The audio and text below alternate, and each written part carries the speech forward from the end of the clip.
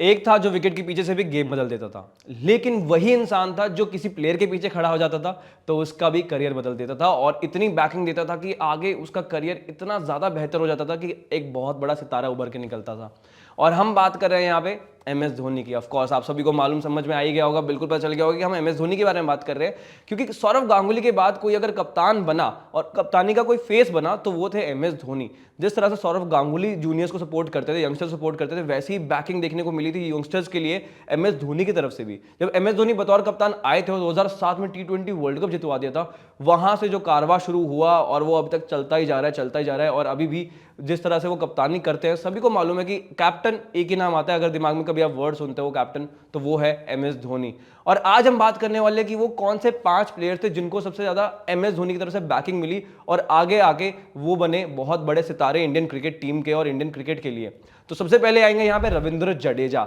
Sir Jaddu, sir Jadeja, Jaddu, बहुत सारे नाम है उनके, लेकिन जिस तरह से उन्होंने इंडियन टीम को कंट्रीब्यूट किया और इस वक्त पे जितनी अहमियत रखते हैं वो तो मतलब आप बयां कर ही नहीं सकते हो अल्फाजों में। और शुरुआत जब हुई थी वो भी विराट कोहली के उसी टीम का हिस्सा थे जो अंडर 19 वर्ल्ड कप जीती थी। और विराट कोहली को बहुत जल्दी इंडियन टीम में मौका मिल गया था, लेकिन रविंद्र जडेजा को थोड़ा सा टाइम लगा था, उनको थोड़ा डोमेस्टिक सर्किट में और परफॉर्म करके आने को मिला था और परफॉर्म किया था उन्होंने। उसके बाद उनको मौका मिला था इंडियन टीम को रिप्रेजेंट करने का। शुरुआत इतनी खास रही नहीं थी और उसके बाद कहीं ना कहीं लेकिन एम एस धोनी ने ना उनके अंदर पोटेंशियल देखा था, एक बहुत अच्छे ऑलराउंडर का, एक बहुत अच्छे लेफ्ट आर्म गेंदबाज का और बहुत अच्छे लेफ्टी बैट्समैन का, और फील्डर तो वो क्या लाजवाब हैं ही, शुरू से हमने देखा है। तो एम एस धोनी ने बहुत जबरदस्त बैकिंग देना शुरू किया उनको और इन फॉर्म प्रज्ञान ओझा को रिप्लेस करके रविंद्र जडेजा को टीम में रखा और उनको चांसेस दिए और उनको पूरी तरह से बैक किया कि किस तरह से आगे गेम को अप्रोच करना है और आने वाले टाइम में वो किस तरह से व्हाइट बॉल क्रिकेट के one of the best allrounders बन गए इंडियन टीम के। रेड बॉल क्रिकेट में ऑफ कोर्स थोड़ा सा वक्त लगा उनको, लेकिन फिर एम एस धोनी ने वहां भी उनको बहुत बैकिंग करी,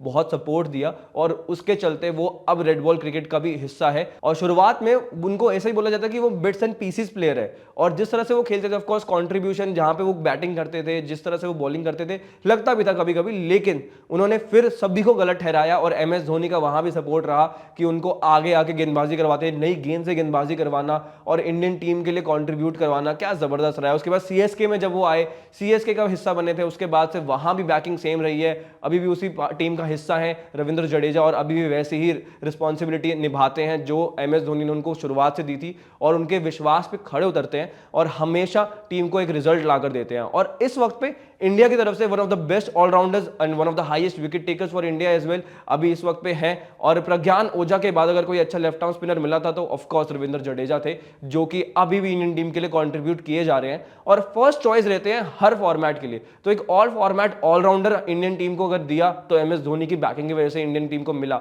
और विराट कोहली हो या फिर रोहित शर्मा हो, हर जगह उन्होंने उसी तरह से कंट्रीब्यूट किया। लेकिन एम एस धोनी की कप्तानी के बारे में रविंद्र जडेजा भी ये बात बोलते हैं कि जिस तरह से एम एस धोनी ने मुझे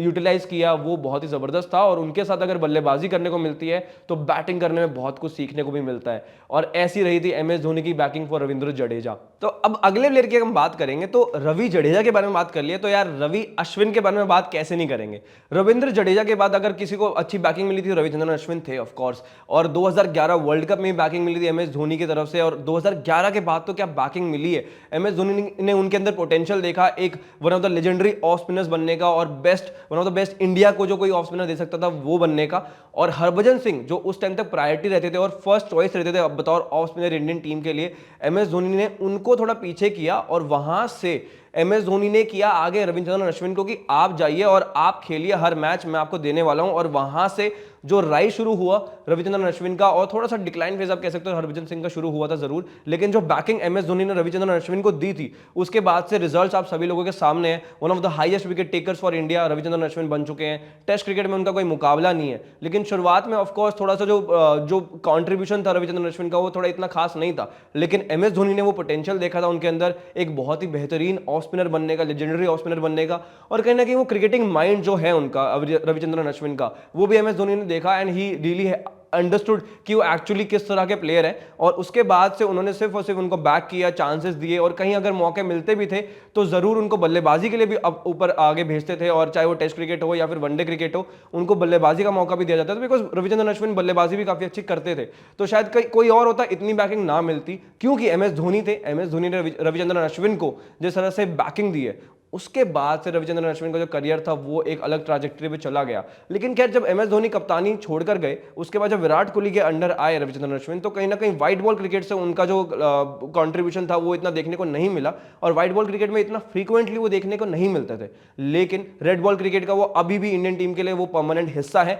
और हर मैच हो, हर सीरीज हो टेस्ट क्रिकेट की, बिना रविचंद्रन अश्विन के वो खत्म ही नहीं होती है। जैसे कि अगर वो ना हो तो टीम के लिए पता नहीं क्या ही कौन करेगा कंट्रीब्यूट, किस तरह से होगा। अभी भी कोई रिप्लेसमेंट ऐसा हम कह नहीं सकते रविचंद्रन अश्विन का कोई हो सकता है, और आने वाले टाइम में अभी और बहुत साल है। अनिल कुंबले ने भी ये बात बोली थी कि रविचंद्रन अश्विन और लंबे समय तक खेल सकते हैं भारतीय टीम के लिए। लेकिन जिस तरह की बैकिंग एम एस धोनी के टाइम पे उनको मिली थी, अगर तब भी मिल रही होती तो हम व्हाइट बॉल क्रिकेट में भी अभी भी देख रहे होते रविचंद्रन अश्विन को कंट्रीब्यूट करते हुए, और जितनी विकेट्स अभी हैं उससे बहुत ज्यादा होती। लेकिन ऑफकोर्स रोहित शर्मा की कप्तानी में और विराट कोहली की कप्तानी में उनको इतनी बैकिंग नहीं मिली जितनी धोनी की कप्तानी मिली थी, और उनके शुरुआती करियर के लिए बहुत इंपॉर्टेंट भी था कि उस वक्त पे बैकिंग मिलना, और रविचंद्रन अश्विन को बहुत अच्छे से बखूबी बैकिंग मिली एम एस धोनी की तरफ से, and that is the reason he is one of the legendary of spinners, legendary spinners India has ever produced, और अभी भी वो कंट्रीब्यूट कर रहे हैं इंडियन क्रिकेट को बतौर रेड बॉल क्रिकेटर, बतौर रेड बॉल ऑफ स्पिनर, और क्या ही खूब कंट्रीब्यूट कर रहा है रविचंद्रन अश्विन। तो बहुत ही अच्छा लगता है उनको खेलते हुए, और उनका जो क्रिकेटिंग ब्रेन है वो one of the sharpest brains है, ऑफ कोर्स सब लोग ये मानते भी हैं। अब बात करते हैं अगले क्रिकेटर की,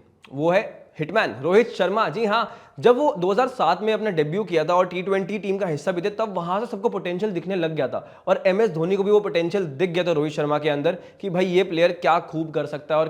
किस तरह से कंट्रीब्यूट कर सकता है इंडियन टीम को। लेकिन कहीं ना कहीं जो कंसिस्टेंसी थी वो मिसिंग थी। लेकिन एम एस धोनी ने जो पोटेंशियल देखा था उसको बैक करना चाहते थे M S Dhoni, and that is the reason कि वो सहवाग, गंभीर, कभी सचिन तेंदुलकर को भी बेंच पे बिठा देते थे कि रोहित शर्मा को मौका देना है, और वो बिल्कुल भी झिझकते नहीं थे इस स्टेप से, क्योंकि उनको पता था कि रोहित शर्मा क्या कंट्रीब्यूट कर सकते हैं टीम में और किस तरह का मादा रखते हैं इंडियन टीम को कंट्रीब्यूट करने का, बल्लेबाजी करने का बेसिकली, और वही देखने को मिलता था। इस डिसीजन से एम एस धोनी के कई बार उनको क्रिटिसिज्म भी बहुत मिलता था कि आप इतनी ज्यादा बैकिंग क्यों कर रहे हो रोहित शर्मा को, रोहित शर्मा किस तरह के प्लेयर है, अभी वो कंसिस्टेंटली रन्स नहीं बनाते हैं, ये है वो है। लेकिन एम एस धोनी किसी के नहीं सुनते थे, he was very adamant about it, बहुत जिद्दी थे कि मुझे रोहित शर्मा को खिलाना ही खिलाना है, मुझे अपनी प्लेइंग 11 में रोहित शर्मा चाहिए। और उसके बाद एक डिसीजन जो एम एस धोनी ने लिया, और रोहित शर्मा का करियर जो था वो वहां से चेंज हो गया, और वो था उनको अप दी ऑर्डर बैटिंग करवाने का, उनको ओपनिंग करवाने का। 2013 के आसपास उन्होंने शुरू किया था ओपनिंग करवाना, और उसके बाद वो चैंपियंस ट्रॉफी में जैसे ही वो ओपनिंग करने लगे रोहित शर्मा, वहां से सब चीजें चेंज हो गई और रोहित शर्मा के करियर की काया पलट हो गई।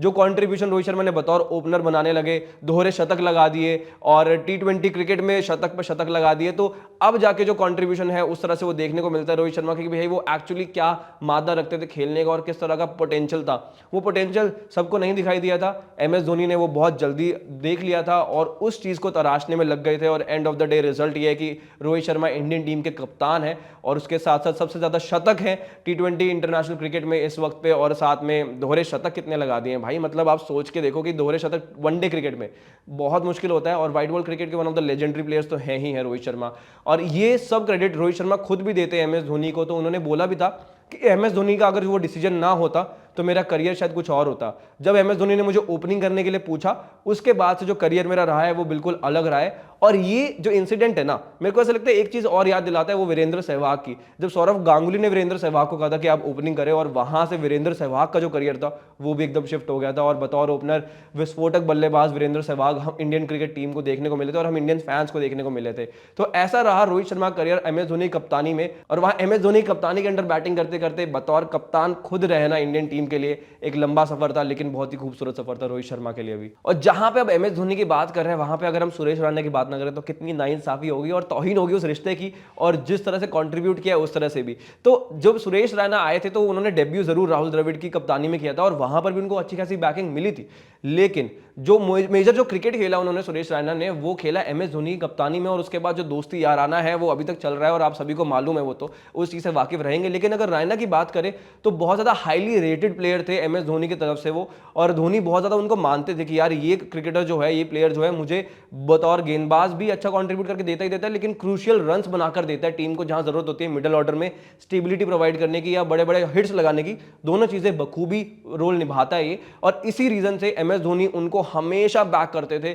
जितने मैच हो इंडियन टीम के लिए वो सारे मैचेस खेलते थे, T20 तो स्पेशलिस्ट थे, ऑफकोर्स मिस्टर आईपीएल है, सीएसके के लिए जिस तरह से कंट्रीब्यूट किया है वो तो लेजेंडरी क्रिकेटर है, mister IPL for a reason of course बोलते हैं। और एमएस धोनी का उसके अंदर बहुत बड़ा हाथ रहा है, वो खुद भी एक्सेप्ट करते हैं, सुरेश रैना भी बोलते हैं कि जिस तरह से बैकिंग मुझे एमएस धोनी से मिलती थी वो बहुत अलग थी, जिस तरह के वो कप्तान थे वो बहुत अलग थे, और जिस तरह से उन्होंने कंट्रीब्यूट किया सुरेश रैना ने, पहले इंडियन क्रिकेटर बने थे कि तीनों के तीनों फॉर्मेट में सेंचुरी जड़ने का रिकॉर्ड जो बनाया था सुरेश रैना थे, वो पहले क्रिकेटर भारत की तरफ से जो करने वाले, और वो कहीं ना कहीं काया पलट भी किया इंडियन क्रिकेट का कि भाई T20 क्रिकेट में पहला शतक लगाया बतौर भारतीय बल्लेबाज, और वहां से उसके बाद शतक पे शतक आया T20 फॉर्मेट में, लेकिन पहला क्रिकेटर सुरेश रैना थे, और वो भी एमएस धोनी की कप्तानी में ही हुआ था। और एमएस धोनी ने जो कंट्रीब्यूट किया उनके लाइफ में वो पर्सनल और प्रोफेशनल दोनों में बहुत अच्छा रहा है, हमेशा सुरेश रैना ये बात बोलते हैं। और 4 से 5 साल ऑलमोस्ट ऐसे थे जहां पे ऐसा कोई मैच नहीं रहा होगा जब सुरेश रैना टीम में नहीं होते थे, इतनी जबरदस्त बैकिंग मिलती थी सुरेश रैना को एमएस धोनी की तरफ से। और ये बात युवराज सिंह भी बोलते थे कि जिस तरह की बैकिंग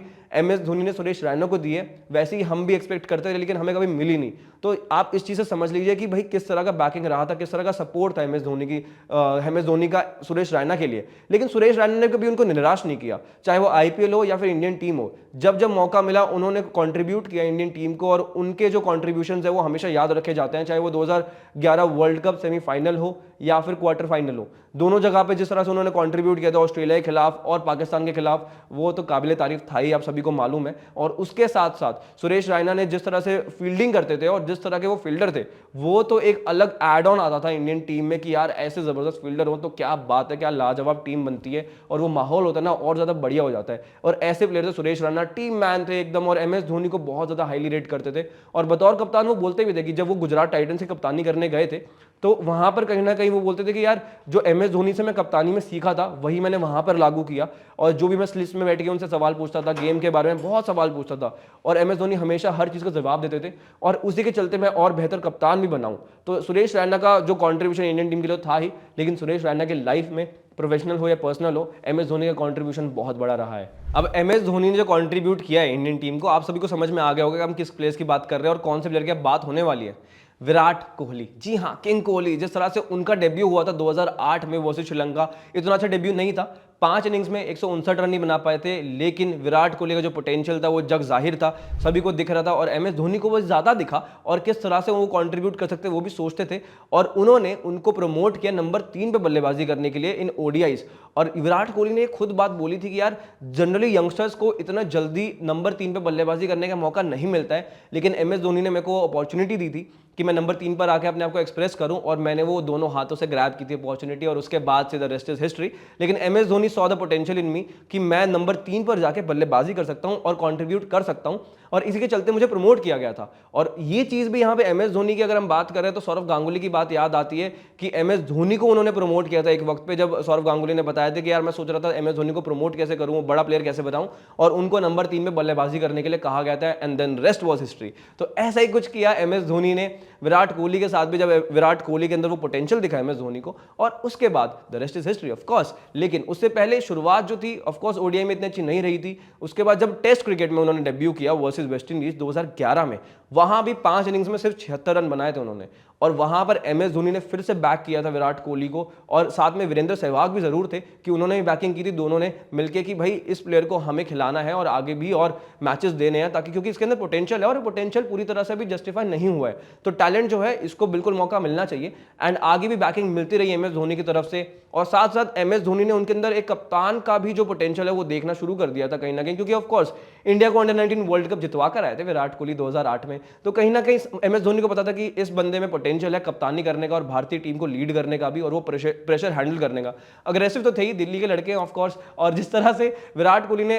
कप्तानी की बाद में आप सभी को मालूम है, लेकिन 2012 में सबसे बड़ा गेम चेंजिंग मोमेंट आया था जब एमएस धोनी ने उनको वाइस कैप्टनसी हाथ में दी थी, और उसके बाद से आगे कप्तान भी बने, इंडियन टीम को इतने जबरदस्त टेस्ट क्रिकेट में इतना जबरदस्त प्रदर्शन करवाया, ओडीआई में हर तरह से बतौर कप्तान बहुत ही अच्छा रहा, वो टीम का अग्रेशन देखने को दिखता था, विराट कोहली का जो माहौल होता था टीम में वो बहुत अलग होता था। लेकिन वो जो शुरुआत थी वो बहुत अहम थी, जो नींव थी वो बहुत स्ट्रांग बनाई थी एमएस धोनी ने उनके साथ रह के, और सिंस कप्तानी जो सीखी थी वो एमएस धोनी से विराट कोहली ने सीखी, तो कहीं ना कहीं अच्छे कप्तान तो वो बतौर निकलने ही वाले थे बतौर कप्तान, और वही देखने को मिला। विराट कोहली अब तो लेजेंडरी प्लेयर हैं ही, लेकिन शुरुआत जिस तरह से हुई थी, ओडीआई क्रिकेट टेस्ट क्रिकेट इतनी खास नहीं रही थी, लेकिन जो बैकिंग थी MS धोनी ने बहुत दी। और उसके बाद आप सभी को मालूम है कि विराट कोहली का कॉन्ट्रीब्यूशन क्या रहा है, not just for Indian cricket, I think for the world cricket. और विराट कोहली ने बहुत बार बोला है कि MS धोनी हमेशा मेरे साथ रहे हैं, MS धोनी ने हमेशा सपोर्ट किया है। एक वो म्यूचुअल रिस्पेक्ट भी रही है उनके लिए, because he is the senior, लेकिन वो बहुत अच्छा बॉन्ड है हमारा, बहुत अच्छी दोस्ती है। और उसके साथ जो रनिंग बिटवीन द विकेट्स हम सब ने ग्राउंड पे देखी है, वो भी तो बात है ही ना। जिस तरह से विराट कोहली और MS धोनी भागते थे, वो कहते थे विराट कोहली कि यार मुझे ना सोचना भी नहीं पड़ता था कि MS धोनी ने अगर 2 रन बोला है तो मुझे पता है कि उनकी कैलकुलेशन इतनी सेट है कि मैं उनको बहुत ज्यादा ट्रस्ट करता हूँ आंख बंद करके। और उन्होंने मेरे को कई बार डार्क फेजेस में बहुत बार समझाया है, बात की है। और जब कोई नहीं मेरे आसपास मैसेज करता था या जब मुझे जरूरत होती थी, तो MS Dhoni was always there for me. और वहां से उन्होंने बहुत ज्यादा स्ट्रेंथ भी मिली है उनको, विराट कोहली का ऐसा कहना था। और इस तरह का कॉन्ट्रीब्यूशन रहा है विराट कोहली की लाइफ में भी, करियर में भी और ओवरऑल पर्सनल लाइफ में भी MS धोनी का। तो one of the legendary players है MS Dhoni, of course one of the legendary captains है। और किस तरह से एक कैप्टन किसी भी एक प्लेयर को बना सकता है, किसी भी प्लेयर का करियर संवार सकता है, वो ये सब क्रिकेटर्स एक एग्जाम्पल हैं। और किस तरह से इंडियन क्रिकेट टीम को बड़ा बनाया विराट कोहली ने, सुरेश रायना ने, रोहित शर्मा ने, रविंद्र जडेजा हो, अश्विन हो, सब ने। It's all because of MS Dhoni. सब लोग इस चीज का श्रेय देते हैं MS धोनी को। तो आपके कौन सा प्लेयर है जो आपको लगता है कि MS धोनी ने बैक किया और हमने यहाँ पे कवर नहीं किया? कमेंट सेक्शन में जरूर बताना। और ऐसी वीडियोस देखने के लिए क्रिकेट ज्ञान को सब्सक्राइब करना मत भूलना। Thank you so much.